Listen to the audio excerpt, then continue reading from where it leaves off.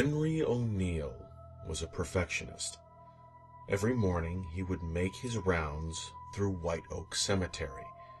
He ensured that every hedge was impeccably cut, that there were no dead flowers scattered about, and that every headstone was in pristine condition.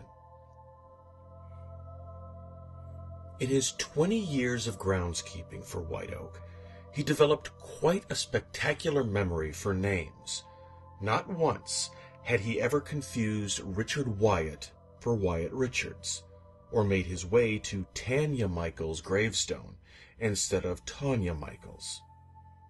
One afternoon, after finishing his rounds, Henry decided to take a walk on the very outskirts of White Oak Cemetery. It was during this very walk that he stumbled upon something that resembled a small bush made of creeping vines and white pennycress. Intrigued that in all his years he'd never noticed this bush until now, he decided to look closer, realizing that the bush was not a bush at all, but a gravestone obscured by overgrown vegetation. Henry was shocked to know that he had been neglecting someone's resting place for so long.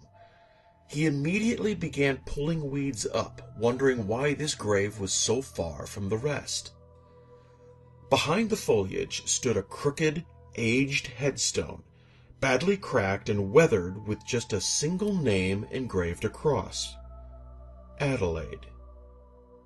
Henry knew of an Adele, an Adelia, even an Adeline, but the name Adelaide was one not yet introduced to his memory bank. The sun began to set, and Henry decided to retire for the day after spending hours in an attempt to restore the peculiar headstone. He managed to pull up all the weeds and trim the area around it, but the crack was beyond repair. The following morning, after his daily rounds, Henry walked along the outskirts of White Oak Cemetery to find the gravestone of Adelaide. But something was not the same as before. One of the letters that were so deeply etched into the dark stone had vanished. The last letter of the name was completely gone, as though it never existed. Sure, the name would still sound the same, even with the missing vowel, but it was unlike Henry to ever misspell a name. Henry brought this phenomenon to the funeral director's attention, who laughed at the idea, then checked his books to come to the eerie discovery that no one by the name of Adelaide had ever come to White Oak Cemetery. The funeral director was skeptical, and though he knew Henry was not the type for tomfoolery, still asked to be taken to the gravesite. So they traveled to the outskirts of the cemetery, and just as Henry had said, there lay the crooked headstone. Henry looked over at the funeral director, surprised to see that his expression was not what he expected. The director didn't seem shocked to see that there was a grave all alone at the periphery of the churchyard. Sure, the true peculiarity of it all was that a letter had vanished, but the funeral director was not witness to this, and Henry chalked the whole incident up to a silly misspelling. It wasn't until the next morning that Henry was certain he made no mistake. Another letter was now missing from the stone. The funeral director was in awe, and being a man with a strong curiosity for the great beyond, was eager to know what was to come. He instructed Henry to document the strange events happening at the cemetery. He had hoped that within this evidence they would unravel the mystery of the vanishing letters. And so day by day, Henry and the funeral director marveled at the odd, crooked stone, photographing the strange phenomenon, and watching as one by one a letter from dear Adelaide's name disappeared in reverse until only a blank slate remained.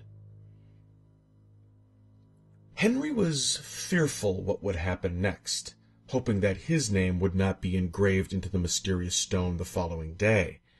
He did not sleep that night and instead found himself nervously examining the photographs, certain that nothing good could come from the grave. Early the next morning, before the funeral director arrived, Henry decided to walk the outskirts of White Oak Cemetery to see the grave of Adelaide. But to his surprise, he could not find the tombstone. He circled the cemetery grounds multiple times, but the mysterious stone had vanished, just as the letters had. Henry knew this was no act of theft or vandalism, for the graveyard grounds remained undisturbed. He quickly phoned the funeral director, who was not pleased to be awoken so early. Henry frantically explained to him that the grave of Adelaide was now gone. He explained how he searched the grounds as thoroughly as he could, but to no avail. The stone was nowhere to be found. Vanished, without a trace. But the funeral director's response was not what he expected. "Adelaide?" he questioned. It took about 5 minutes within Henry's frantic explanation to realize the funeral director had no recollection of Adelaide or the mystifying gravestone, as if the disappearance of the stone also took all thoughts and memories along with it. But the photographs, Henry thought to himself, desperately patting down his coat pockets. Henry pulled the Polaroids from his jacket, only to reveal that they were nothing more than pictures of an empty plot of grass, that by some twisted, supernatural feat, the gravestone of Adelaide managed to erase those as well. But Henry was not one to ever forget a name, and every day after his rounds wondered if the body of Adelaide had vanished along with the stone, or if it was still buried somewhere in the outskirts of White Oak Cemetery.